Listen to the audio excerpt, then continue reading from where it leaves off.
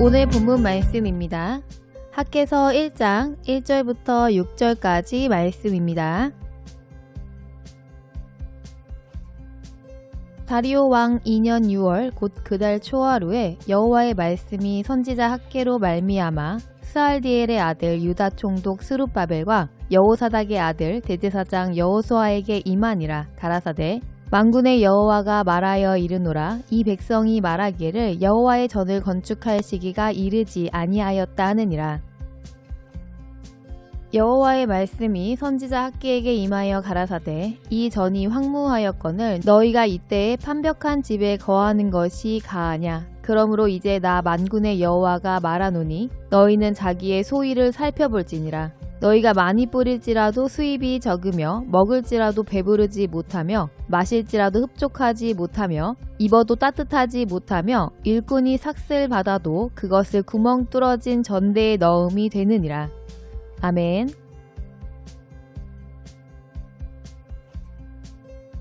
하나님의 은혜로 하나님의 자녀가 된 우리는 무엇을 위해 살아가는 사람입니까? 하나님께서는 말씀으로 천지를 창조하셨고 사람인 우리도 말씀으로 창조하셨습니다. 그러므로 사람은 세상에서 무엇을 공급받든지 그것으로 충만해질 수 없고 오직 하나님의 말씀에 순종하여 하나님께 모든 것을 공급받을 때에야 충만해질 수 있는 것입니다. 예수님의 십자가의 보혈로 거듭나 하나님의 자녀된 우리가 하나님의 자녀로 성장할 수 있는 것도 오직 하나님의 말씀을 듣고 순종해야 자랄 수 있습니다. 우리는 오직 하나님께서 주시는 것으로만 충만해질 수 있기에 오직 하나님께 구하라고 말씀하셨습니다. 그런데 하나님께서는 무엇이든지 구하기만 하면 다 주시는 분은 아닙니다. 하나님께서는 성경에서 구해야 할 것과 구하지 말아야 할 것들을 상세히 말씀해 주셨습니다. 또한 구할 때에도 그저 구하면 되는 것이 아니라 간절히 나를 찾는 자가 나를 만날 것이라고 말씀하셨습니다. 즉, 우리가 구해야 할 것들을 간절히 구해야 주신다는 것입니다. 그렇다면 어떻게 간절한 마음으로 구할 수 있습니까? 마태복음에서는 심령이 가난한 자가 복이 있다고 말씀하셨습니다. 심령이 가난한 자가 복이 있다는 것은 하나님께 대한 심령이 가난한 자가 하나님 앞에 간절해지는 것이며 그렇게 간절한 마음으로 구하는 자가 하나님의 응답을 받을 것이며 하나님을 만날 것이라는 것입니다.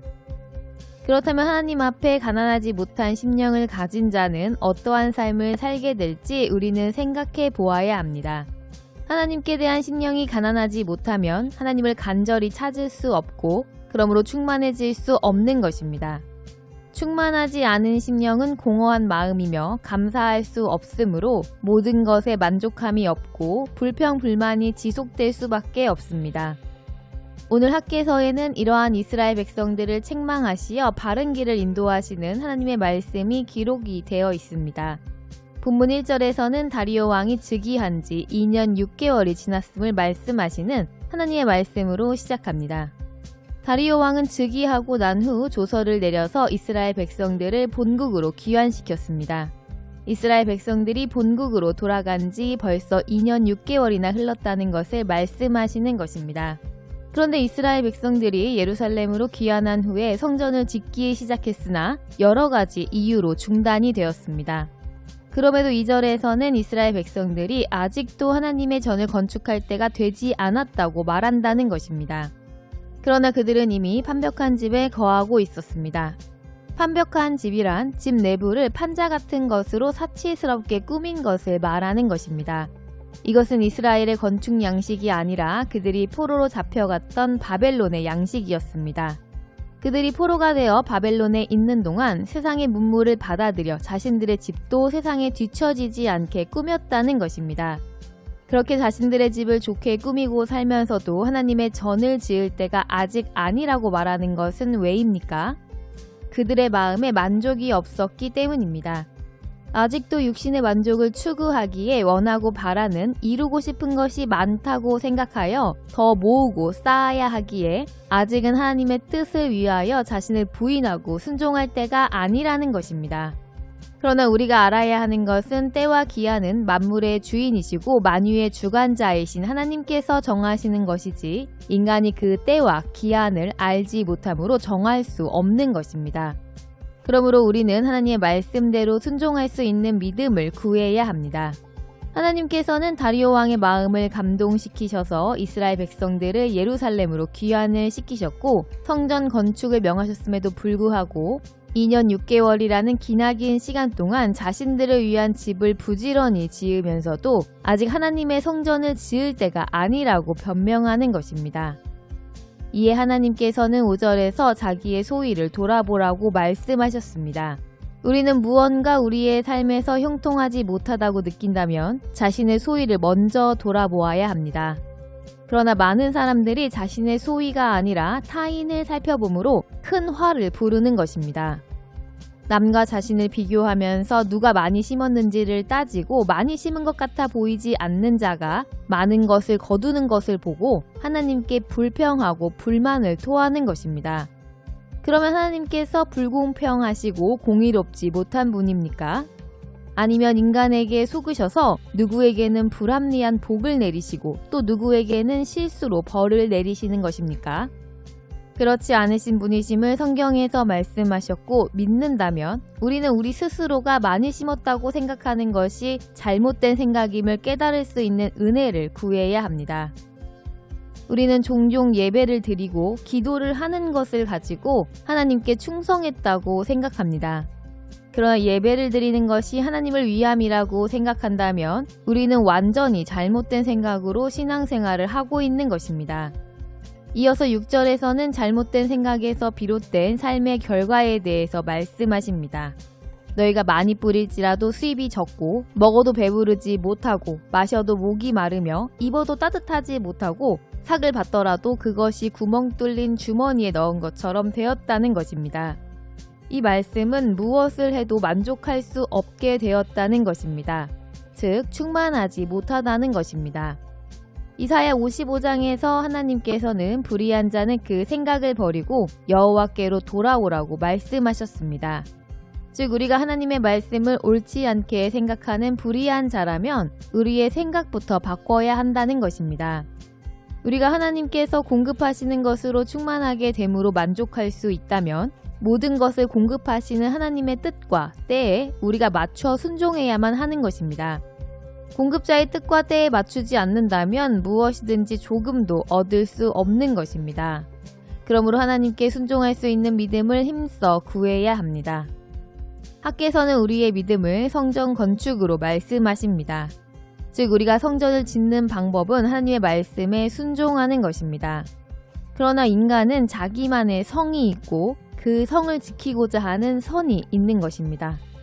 이스라엘 백성들이 성전을 건축하는 것보다 자신들의 집을 잘 짓고 더 잘 사는 것이 우선이었던 것 같이 지금의 우리도 예수님의 십자가의 공로로 새 생명을 얻어 하나님의 자녀가 되었으나 먼저 세상에서 성공하고 많은 재물을 모으고 남들에게 부러움을 살 만한 위치에 오르기를 힘쓰는 것들이 바로 그것입니다.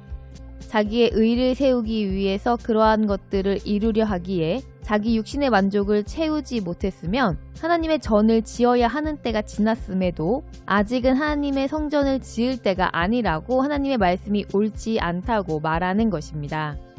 하나님의 지으심을 받은 우리는 하나님께서 공급하시는 것으로만 만족할 수 있는 존재입니다. 이스라엘 백성들이 화려한 집에 거하면서도 만족하지 못하였던 것처럼 하나님의 자녀된 우리도 끊임없이 세상 사람들과 같은 생각으로 살아간다면 항상 만족함이 없을 것입니다. 바다에서 목이 마르다고 바닷물을 마신다면 갈증은 더 심하게 되는 것입니다. 우리가 하나님께서 거하실 하나님의 전을 짓고자 하시는 그 뜻을 위함이 아니라 내가 세상에서 잘 먹고 잘 살기 위해서, 즉 나의 성을 잘 짓기 위한 목적으로 하나님께 기도하고 무언가를 심고 있다면 그것은 잘 심는 것이 아닙니다. 우리는 우리가 예배에 참석하는 것으로 하나님께 대단한 것을 심었다고 착각합니다. 그렇기 때문에 내가 심은 것의 100배를 받아야 한다고 생각한다면 그것은 억지 주장일 뿐입니다. 우리가 예배에 참석함으로 인하여서 하나님이 위대해지는 것이 아니라 하나님은 홀로 계셔도 충분히 영화로우신 하나님이십니다. 우리가 예배드리는 것이 하나님께 유익하다고 생각한다면 그런 생각은 그저 수많은 종교들의 논리에 지나지 않는 것입니다. 하나님을 믿지만 먼저 자기의 좋은 집을 얻어야 한다고 생각한다면 그것은 우상숭배에 지나지 않습니다. 하나님께서 우리의 삶을 말씀으로 한 걸음씩 인도하시는 것은 하나님의 성전을 짓는 것과 같이 믿음으로 성장하게 하시는 하나님의 방법입니다. 우리를 충만케 하시고 만족해 하시는 유일한 분은 하나님이시므로 하나님이 말씀하시는 그 때가 바로 우리의 때입니다. 그 하나님께서 말씀하시는 때에 맞춰서 순종할 때 우리가 거둘 것을 심는 것이며 하나님께서 거두게 하시는 좋은 것을 거두게 되는 은혜를 베풀어 주실 것입니다. 우리 육신의 만족함을 위해서 하나님을 찾는다면 그 삶의 만족이란 있을 수 없고 끝끝내 부족함과 결핍 속에서 멸망으로 달려가게 될 것입니다. 이제 우리는 우리의 생각을 바꿔야 합니다.